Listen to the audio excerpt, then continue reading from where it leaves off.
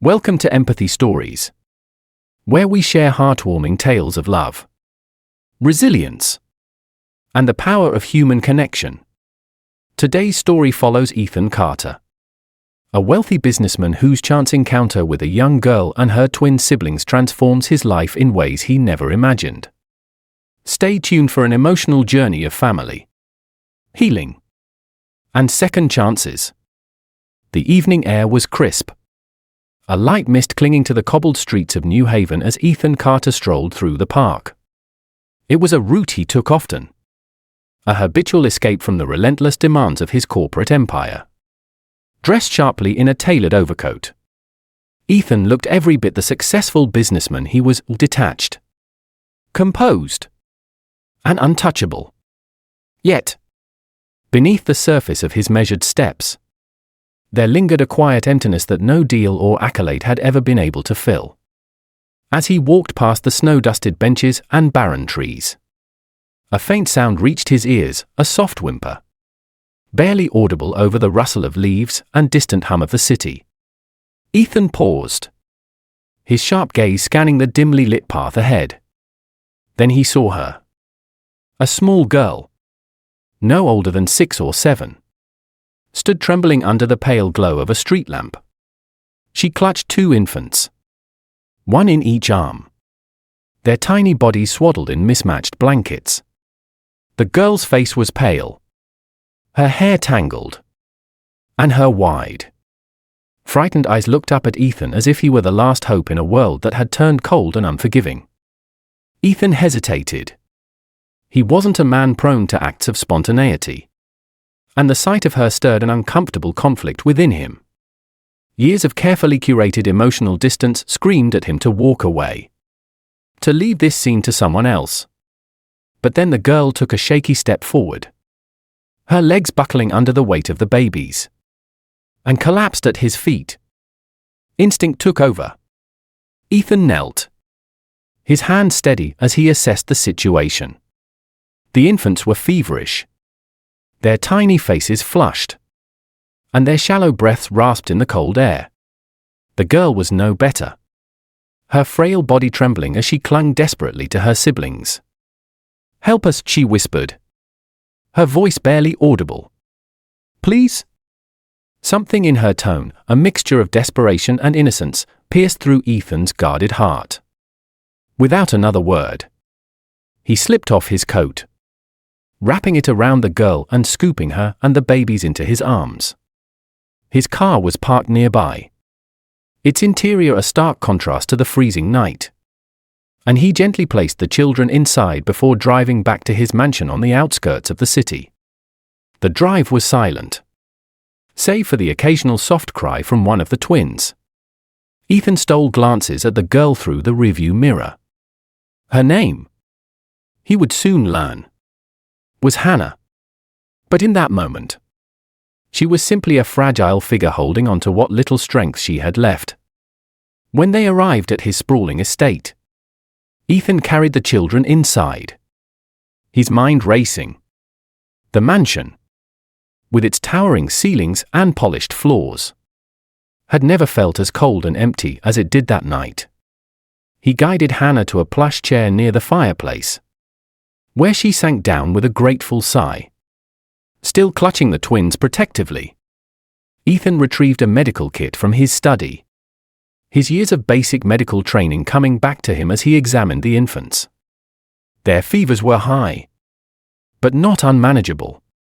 He administered medication, carefully wiping their tiny faces with a cool cloth while Hannah watched with wide, tearful eyes. "Are they going to be okay?" she asked, her voice trembling. "They'll be fine," Ethan replied, his tone more gentle than he'd intended. "They just need rest, warmth, and fluids." Hannah's relief was palpable, though exhaustion quickly overtook her. Ethan brought her a cup of warm milk and a soft blanket, urging her to rest while he prepared a makeshift crib for the twins. As he worked, he couldn't shake the image of Hannah standing in the cold, her small frame burdened by responsibility far beyond her years. Once the children were settled, Ethan sat across from Hannah, his curiosity finally breaking through. "What happened to you?" he asked, his voice measured. Hannah hesitated, her eyes dropping to her lap. "We ran away," she said softly. From Frank. "He's not my real dad. He hurt us, hurt my mom. We had to leave."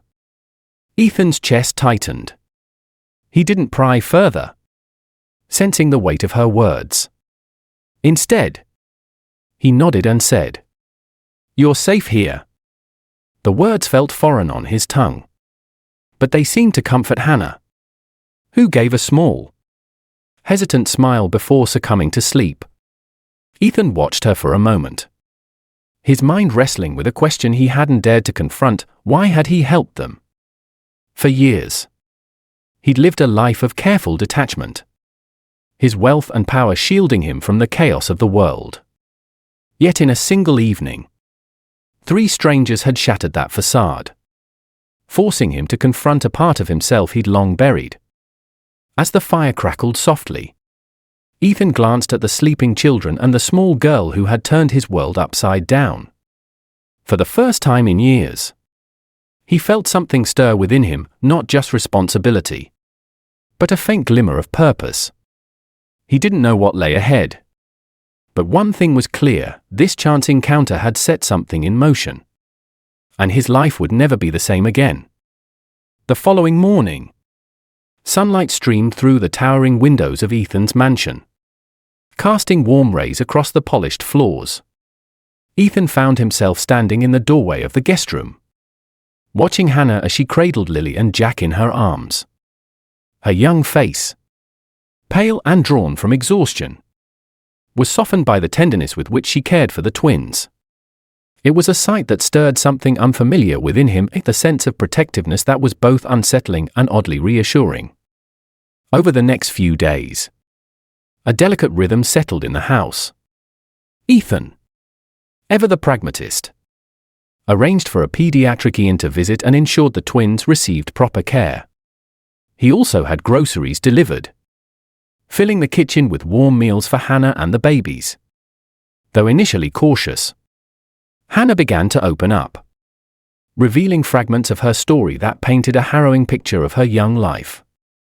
"My mom," Hannah hesitated one evening as they sat near the fireplace, her voice barely above a whisper. "She tried her best. But after my dad died in a car accident, things got worse. Frank came into our lives and," she trailed off, tears pooling in her eyes. "He was so cruel. He blamed us for everything. I couldn't take it anymore. So we ran." Ethan clenched his jaw, the weight of her words settling heavily on him. He had spent years insulating himself from the pain of others, building walls so high that nothing could penetrate them. Yet, as he listened to Hannah, those walls began to crack. Her resilience, her willingness to protect her siblings at all costs, stirred something deep within him. As the days passed, Ethan couldn't shake a growing curiosity about Hannah's past. The faint familiarity of her features, the way her eyes reminded him of someone he couldn't quite place, it all lingered in his mind. Then one evening, as Hannah helped him clear the dining table, she casually mentioned her last name, Carter. Ethan froze. The name sent a jolt through him, memories flashing like fragments of a long-forgotten dream. He thought of his childhood, of his twin brother, Noah, who had been separated from him when their parents divorced. He hadn't seen Noah since they were teenagers. Could it be possible that Hannah was connected to him? Unable to dismiss the nagging feeling, Ethan discreetly collected a strand of Hannah's hair from her hairbrush and submitted it for DNA testing. He told himself it was simply to confirm a suspicion, to put his mind at ease. But the truth was more complicated. Deep down, he hoped for a connection, a link to the family he had lost long ago. When the test results arrived, Ethan sat at his desk, the envelope trembling in his hands. He tore it open, scanning the words with bated breath. The results were clear. Hannah was his biological niece. Her father, Noah Carter, was his twin brother. Ethan leaned back in his chair, a mix of emotions washing over him: shock, grief, and an overwhelming sense of responsibility. He thought of Noah, the vibrant, adventurous boy he had grown up with, and the pain of their separation. To learn that his brother had died, leaving behind children who had suffered so much, was a blow he hadn't been prepared for. That evening, Ethan sat with Hannah, the DNA results tucked away in his pocket. He wasn't sure how to tell her, but he knew she deserved the truth. "Hannah," he began gently, his voice unusually soft. "Can you tell me more about your father?" Hannah's eyes lit up with a mix of sadness and fondness. "He was amazing," she said, her voice steady despite the tears threatening to fall. "He used to sing to us, tell us stories, and make us laugh. But after the accident, everything changed. Frank came, and it was like my dad's memory started to disappear." Ethan nodded, his throat tight. "Your father was my brother," he said quietly. Hannah stared at him, her eyes wide with disbelief. "What?" "We were twins," Ethan explained, his voice thick with emotion. "We were separated when we were young. I didn't know what happened to him until now." Tears streamed down Hannah's face as the weight of Ethan's words sank in. "You're my uncle," she whispered. Ethan nodded, his heart breaking as he saw the mixture of hope and sorrow in her expression. "Yes, Hannah. And that makes Lily and Jack my family too." For a long moment, they sat in silence, the truth hanging heavy between them. Then, Hannah reached out and took Ethan's hand, her small fingers trembling. "I thought we didn't have anyone left," she said softly. "But we do." Ethan felt a lump rise in his throat. For years, he had lived a life of isolation, convincing himself that he didn't need anyone. But in that moment, as Hannah clung to his hand, he realized how wrong he had been. Family wasn't just about shared blood, it was about love, connection, and the willingness to show up for one another. That night, Ethan made a silent vow. He would honor his brother's memory by protecting Hannah and the twins, by giving them the life they deserved. And in doing so, he might just find the connection he had been longing for all along. The morning sun streamed through the grand windows of Ethan Carter's home, casting a warm glow over a scene that had once seemed unimaginable in his life. Hannah sat on the living room floor, her laughter light and unburdened as she played with Lily and Jack. The twins, healthier now, giggled uncontrollably as they crawled over her legs, their small hands reaching for colorful toys scattered around them. Ethan stood in the doorway, a cup of coffee in hand, watching the scene with a mix of awe and contentment. For the first time in years, his house felt like a home. The sterile silence that had once defined it was now replaced by the sound of laughter and the gentle chaos of family life. And for the first time in years, Ethan felt a sense of purpose, one that transcended the endless demands of his business empire. Over the weeks that followed, Ethan set about making his home a place where Hannah and the twins could feel safe and cherished. He transformed one of the spare bedrooms into a nursery, complete with soft, pastel-colored walls and a crib he had painstakingly assembled himself. Another room became Hannah's, filled with books and art supplies to nurture her creativity and provide her a sanctuary of her own. The mansion, once a symbol of isolation, was evolving into a sanctuary of warmth and belonging. Hannah, too, began to flourish. With Ethan's encouragement, she returned to school, enrolling in online classes to complete her high school diploma. The promise of a stable future gave her a new sense of hope. And Ethan took pride in watching her rediscover her confidence. He marveled at her resilience. Her ability to love fiercely despite all she had endured. She was. He realized. More than a survivor, she was an inspiration. But the shadows of the past still lingered. Frank, the stepfather who had driven Hannah and the twins to flee, was still a threat. Ethan knew that true security for his newfound family required more than just a safe home, it required justice. Quietly but resolutely, he began gathering evidence of Frank's abusive history. With the help of his legal team, Ethan built a case that would not only ensure Frank faced the consequences of his actions, but also protect Hannah and the twins from any future harm. The day of the court hearing was tense. Ethan and Hannah sat side by side in the courtroom, their hands clasped tightly together as Frank entered, his defiance evident in the way he carried himself. But as the evidence was presented, the testimonies of neighbors, the medical records, and the accounts of Hannah's bravery, Frank's facade began to crumble. The judge's verdict was swift and unequivocal. Frank was sentenced to prison, ensuring he could no longer harm anyone. As they left the courthouse, Hannah turned to Ethan, her eyes shimmering with gratitude. "Thank you," she said simply, her voice trembling. "You've given us more than I ever thought possible." Ethan squeezed her hand, his own emotions threatening to overwhelm him.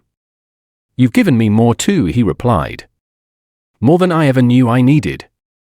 With the legal battle behind them, the Carter family focused on building their future.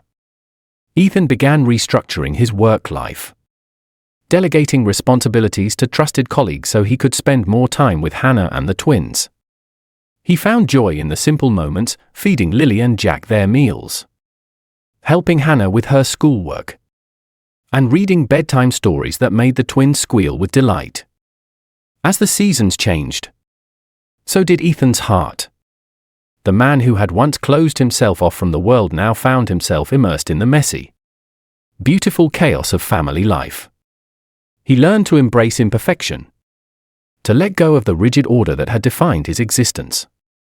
And in doing so, he found a kind of happiness he had long believed was out of reach. One crisp autumn afternoon, Ethan organized a small gathering at his home to celebrate their new beginning. Close friends and neighbors were invited, along with a few of Hannah's teachers and classmates.